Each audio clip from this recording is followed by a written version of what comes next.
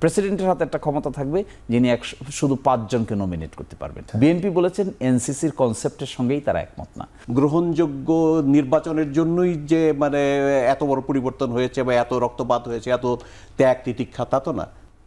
আমরা একটু শিশির আপনার কাছ থেকে শুরু করতে চাই। আপনি সম্ভবত গতকাল সর্বশেষ বৈঠক করেছেন জামাতের হয়ে জাতীয় ঐকমত্য কমিশনের সঙ্গে। আজকে সর্বশেষ বৈঠক হয়েছে সিপিবির সঙ্গে। এর মধ্য দিয়ে কমিশন ঘোষণা করেছে তারা প্রথম ধাপের যে সংলাপগুলো আমরা বলছিলাম শুরুতে, আপনি শুনেছেন, সেটি শেষ হলো। আমি যদি গতকালের জিনিস তো গণমাধ্যমে এসছে, আপনারা সংবাদ সম্মেলনেও বলেছেন, মানে কি মনে হয় কতটুকু এগোলো প্রথম ধাপের এই সংলাপে? আপনারা যারা রাজনৈতিক দলগুলো রয়েছেন কতটুকু একমতে পৌঁছাতে পেরেছেন? আমার তো মনে হয় অনেক বিষয়েই একমত হয়েছে। আমরা প্রথম দফায় যখন গিয়েছিলাম তখন বেশ কিছু বিষয় আমরা পেন্ডিং রেখে এসেছিলাম। তারপরে এসে সেগুলি আমরা দলীয় ফোরামে কথা বলে বেশ কিছু বিষয় যেগুলো আমাদের পজিশন ছিল আগে, সেই পজিশন চেঞ্জ করে ঐকমত্য কমিশন পজিশনের সঙ্গে আমরা একমত পোষণ করেছি। আপনারা সরে এসেছেন আপনাদের জায়গা থেকে? আমাদের কিছু জায়গায় সরে এসেছি, আর আমাদের কিছু জায়গায় আবার ঐকমত্য কমিশন সেগুলোকে অ্যাকসেপ্ট করেছে, তাদের ভিউ চেঞ্জ করে অ্যাকসেপ্ট করেছে। ফলে আমি তো মনে করি this is a healthy discussion, positive discussion, innovative discussion, creative discussion. এবং এই জাতীয় জীবনে 50 বছরেরও অধিক সময় এই ধরনের ডিসকাশন অতীতে কোনোদিন হয়েছে বলে আমাদের অভিজ্ঞতায় বলা। আচ্ছা, মোট তো 166, আমি যদি 166টা 5টা কমিশনে কম্বাইন করে 166টা প্রপোজাল দিয়েছেন তারা। তার মধ্যে সবচেয়ে ইম্পর্টেন্ট পার্ট হলো কনস্টিটিউশনাল রিফর্ম।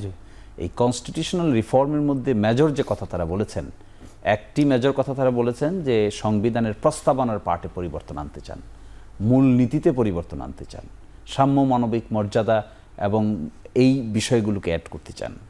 আরেকটা বড় জায়গা এখানে এসেছে যে একজন ব্যক্তি জীবনে 2 বারের বেশি প্রধানমন্ত্রী হতে পারবেন কি পারবেন না, এই আলোচনা হয়েছে। একই ব্যক্তি দলীয় প্রধান এবং সরকার প্রধান হতে পারবেন কিনা, এই ব্যাপারে আলোচনা হয়েছে। এনসিসি নামে একটি কনসেপ্ট তারা বলেছেন, ন্যাশনাল কনস্টিটিউশনাল কাউন্সিল। এই কনস্টিটিউশনাল কাউন্সিল এর কাজ হবে কনস্টিটিউশনাল পোস্টে মানুষকে অ্যাপয়েন্ট করা, এবং এককভাবে প্রাইম মিনিস্টারের কাছে দায়িত্ব না থেকে এটা বডির উপর দায়িত্ব থাকবে। এবং এই নতুন একটা সিস্টেমের কথা বলেছেন। একই সাথে বলেছেন যে পার্লামেন্টারি স্ট্রাকচার একটা পরিবর্তন হবে। একটা বিএনপির প্রস্তাব, কিন্তু বিএনপির 31 দফার ভিতরে আপনি দেখতে পাবেন সবচেয়ে গুরুত্বপূর্ণ দফা আমার বিবেচনায় উচ্চকক্ষ এবং নিম্নকক্ষ বিশিষ্ট যে পার্লামেন্ট হবে, বাই ক্যামেরাল পার্লামেন্ট তারা প্রস্তাব করেছে। কমিশনে এটা সকলের কাছেই প্রস্তাব করেছে, এবং এই ব্যাপারে সকল রাজনৈতিক দল, ডান বাম, জামাত, বিএনপি, এনসিপি, ইভেন কমিশন নিজে একমত পোষণ করেছে যে পদ্ধতি কেমন হবে তাই নাকি একমত হয়েছে। না, এই ব্যাপারটাতে একটু দ্বিমত হয়েছে, কিন্তু আমার ধারণা it's very simple disagreement, it will be solved very soon. সেখানে বলা হয়েছে, জামাত বলেছে রিপ্রেজেন্টেটিভ ওয়েতে তারা এটা সিলেক্ট করতে চায়, অর্থাৎ তারা এখানে বলছে যে ডেমোক্রেসিতে ডাইরেক্ট যে ইলেকশন হবে আসন ভিত্তিক, এটা একটা সিস্টেম, আর একটা পিআর পদ্ধতি। জামাত বলেছে যে পিআর পদ্ধতিতে নির্বাচিত হয়ে তারা নিম্নকক্ষ চায়, আর নিম্নকক্ষে যেভাবে গঠিত হবে তারই রিপ্রেজেন্টেটিভ আকারে প্রপোর্শনেটলি উচ্চকক্ষ চায়। বিএনপি বলেছে যে না, আমরা আসন ভিত্তিক নির্বাচন চাই, পিআর পদ্ধতি চাই না। আর অনেকেই বলেছেন পিআর পদ্ধতি চান না, কেউ বলেছেন পিআর পদ্ধতি চান। আসন সংখ্যা তারা 400 প্রপোজ করেছেন, 300 হবে সরাসরি ডাইরেক্ট নির্বাচন, 100 আসন প্রপোজ করেছেন শুধু নারীরা সেখানে কম্পিট করবে, যেন নারীরা সেখানে রিপ্রেজেন্টেটিভ হতে পারে।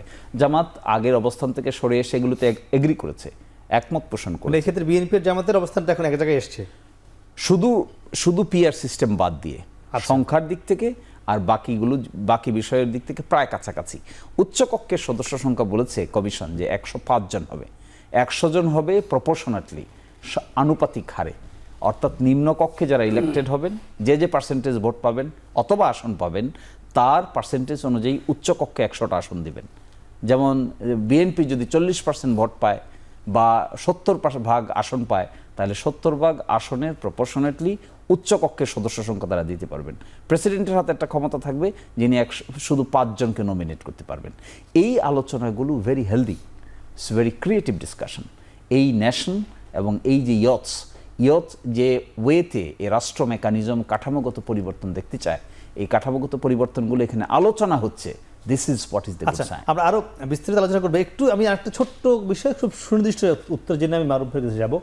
সেটি হলো বিএনপি আর জামাত এই জাতীয় ঐকমত্য কমিশনের যে সুপারিশগুলো রয়েছে, কত শতাংশ সুপারিশের মধ্যে দ্বিমত রয়েছে, এটা কি আপনার পক্ষে বলা সম্ভব? শতাংশ আকারে বলা সম্ভব নয়, মোটামুটি কিন্তু approximate- মেজর যে বিষয়গুলো আছে, যেমন ধরুন উচ্চকক্ষ নিম্নকক্ষ, এভরিবডি এগ্রিড।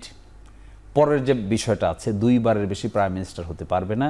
একই বিএনপি ব্যক্তি- বলেছেন, একই ব্যক্তি, বিএনপি বলেছেন হ্যাঁ পরপর 2 বারের বেশি হতে পারবে না, কিন্তু লাইফ টাইমে 3 বারও হতে পারে, এটি বিএনপি বলেছে। সুতরাং পার্থক্যটা খুব বেশি না।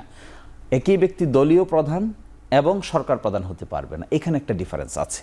আরেকটা বড় ডিফারেন্স আছে, সেটা এনসিসি, ন্যাশনাল কনস্টিটিউশনাল কাউন্সিল গঠন। প্রধান বিচারপতি আর রাষ্ট্রপতির থাকার বিষয়টি না, আমরা বলেছি যে আমরা এনসিসিতে এগ্রি করি, কিন্তু সেখানে প্রধান বিচারপতি এবং রাষ্ট্রপতিকে এক্সক্লুড করে এগ্রি করি। আচ্ছা। বিএনপি বলেছেন এনসিসির কনসেপ্টের সঙ্গেই তারা একমত না, সুতরাং এইটা একটু ডিফিকাল্ট পার্ট।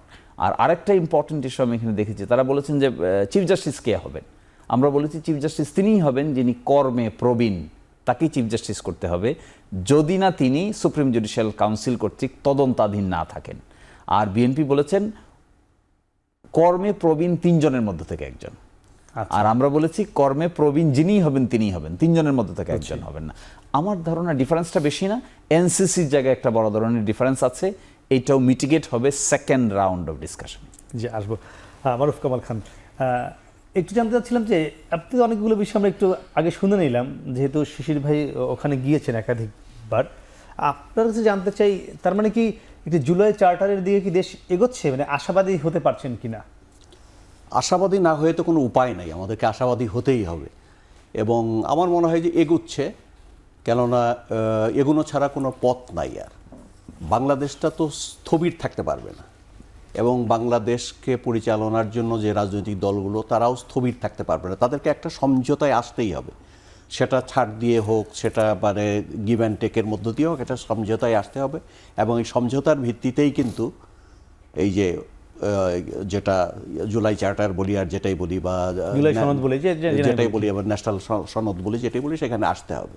না এসে তো কোনো উপায় নেই, কেননা এটা যে একটা এত রক্তপাত হয়েছে, এত বিরাট একটা ঘটনা ঘটে গেছে, যে ঘটনায় অনেক মানুষ জীবন দিয়েছে, মানুষের প্রত্যাশা, অনেক বিপুল প্রত্যাশা নিয়ে মানুষ এই আন্দোলনে অংশগ্রহণ করেছে। তো তারা শুধু মানে একটা সরকার গিয়ে আরেকটা সরকার আসবে এবং প্রচলিত সিস্টেম বহাল থাকবে, প্রচলিত সেই পুরনো সিস্টেম, যে পুরনো সিস্টেম বারবার সংকটের জন্ম দিয়েছে, বা এই দেশের মানুষ বারবার হোঁচট খেয়েছে, আন্দোলন করেছে, সংগ্রাম করেছে, রক্তপাত হয়েছে, এবং মানুষ এক একটা সিস্টেম আবার আনার জন্য, যেমন আমরা একটা ভালো ইলেকশন আনার জন্য দেশের মানুষ কিন্তু অনেকবার জীবন দিয়েছে, অনেকবার আন্দোলন করেছে, সংগ্রাম করেছে, এবং ভালো ইলেকশনের একটা সিস্টেম সবাই মিলে তৈরি করেছে, কিন্তু সেটা আবার চলে গেছে। তো শুধু একটা গ্রহণযোগ্য নির্বাচনের জন্যই যে মানে এত বড় পরিবর্তন হয়েছে, বা এত রক্তপাত হয়েছে, এত ত্যাগ তিতিক্ষা, তা তো না। মানুষের মধ্যে অনেক ব্যাপক প্রত্যাশা, এবং জনপ্রত্যাশাকে রাজনৈতিক দলগুলোর মূল্য দিতে হবে।